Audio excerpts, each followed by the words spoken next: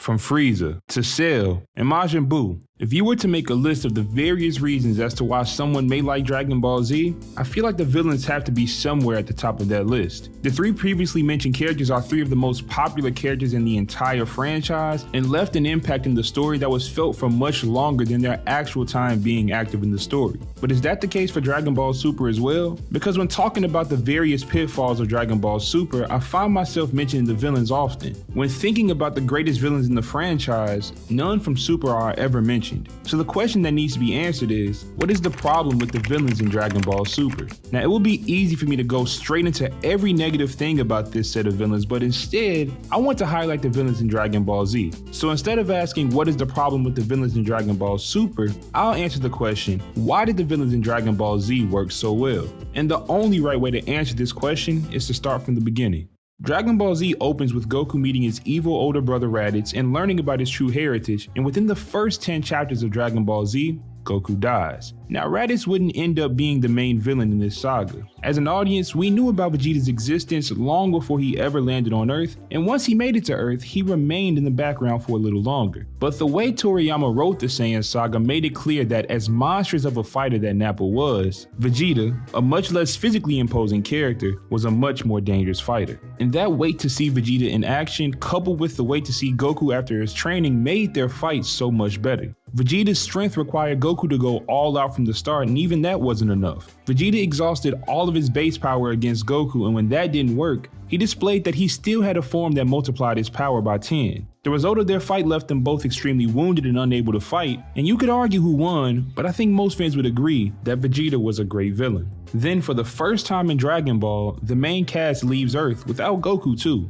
Now, the main villain for this saga was Frieza, and just like Vegeta, the audience knew of his existence long before the protagonist ever saw him face to face. But an encounter with Frieza was inevitable because he had the same goal as Krillin, Gohan, and Bulma, and that was to gather the Namekian Dragon Balls. But what wasn't 100% clear was just how strong Frieza was. You could make a safe assumption and say he was much stronger than Vegeta, especially considering that Vegeta worked for him. But was that gap between Vegeta and Frieza like the gap between Nappa and Vegeta, or was it much wider? And throughout Vegeta's interactions with Frieza's army in this saga, we learned that the gap between him and Frieza was enormous. But Frieza's army also showed us that Frieza was a ruthless individual who was evil just because he could and that no one could stop him. And on Namek, Toriyama follows a similar pattern to the one seen in the Saiyan saga. Goku will lose pretty bad to a less significant threat, which will make him go away for a while, and then he'll come back ready to fight the main villain at full strength. And similar to Vegeta, Frieza goes through different stages to grow in strength, and each time different people take him on, and then Goku shows up. Goku and Frieza's fight was legendary. This fight had to happen. Goku and Frieza were on a collision course just like Goku and Vegeta. We had to wait to see Frieza fight seriously, and we had to wait for Goku to heal. But this time, there was another storyline developing, and that was becoming a Super Saiyan. That idea added to the anticipation of watching Goku fight because it was becoming abundantly clear that Vegeta wasn't going to reach that state first. It's actually kinda similar to how Ultra Instinct was built up during the Tournament of Power. But anyways, the fight with Goku and Frieza was great, a little drawn out, but it has excellent twists and turns, great fight choreography, and a fantastic ending. This is probably the peak for Dragon Ball when it comes to villains, but eventually, the story comes back to Earth. This saga starts a little differently than the two before it. Actually, this saga was very unique for a good stretch, which is why it is my favorite up until a certain point.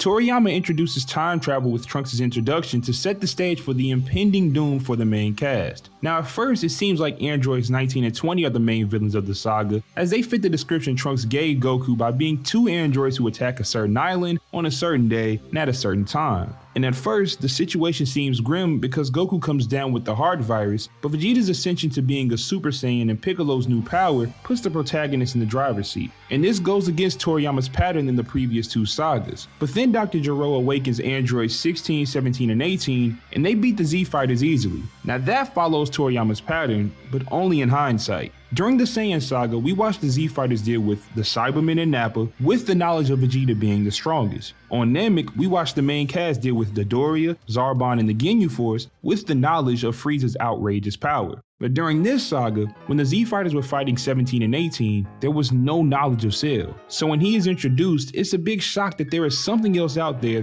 that much stronger than the other androids. And from then on, Cell's interactions were very similar to Frieza's. He'd go through a transformation of some sort, and at each level, different people would fight him. Then finally, Goku fights Cell. It's the same old, until Goku quits. He gave it all he had, and it just wasn't enough. There was no other ceiling for Goku to break through, no extra forms he could reach. So he volunteers for his son to fight in his place. And it may be hard to believe, but this was Gohan's first on-screen fight in 4 or 5 years. In fact, Gohan's fight against Cell is his first ever real one-on-one match in Dragon Ball. He was around so much during that gap, so it really doesn't feel like it, but he went from an outclassed kid to the kid who outclassed everyone around him. And we know how the story goes. Gohan transforms, Goku dies, and together they defeat Cell. Now y'all know how I feel about the Buu saga, but I still think it had a better villain than any Dragon Ball Super provided. And for a good chunk of the Buu saga, there was no villain whatsoever. If you start from when we see Gohan after 7 years, there's a pretty good number of chapters where there is no real antagonist whatsoever.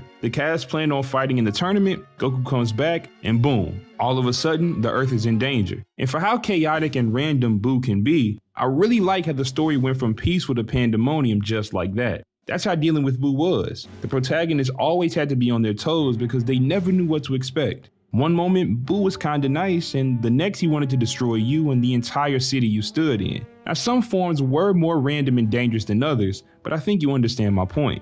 Each of those 4 sagas did 3 things with their villains that I don't think any of the sagas did in Dragon Ball Super for its villains. In Dragon Ball Z, we had to wait to see the villains in action. That is not the case in Dragon Ball Super. Dragon Ball Z's villains also had to be caught up to, and that process normally took a long time. That is not the case in Dragon Ball Super. And Dragon Ball Z's villains also happen to actually be evil. That is not the case in Dragon Ball Super.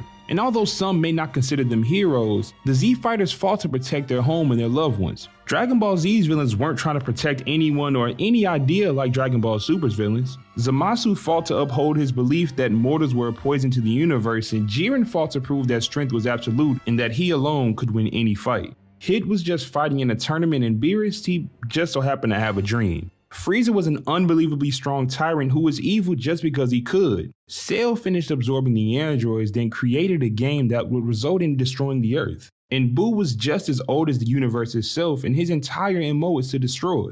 A lot of times I ask myself, is the Rose Gallery in Dragon Ball Super a group of villains, or are they just antagonists to Goku? I honestly don't know if Dragon Ball Super has more than one true villain, but those are just my thoughts and I would love to hear yours. So let me know down in the comments what you think the problem is with Dragon Ball Super's villains. And with that being said, if you enjoyed this video, please hit that like button, and if you haven't already, hit that subscribe button for more videos like this. Again, this is BigTune, and thanks for watching. Y'all have a good one.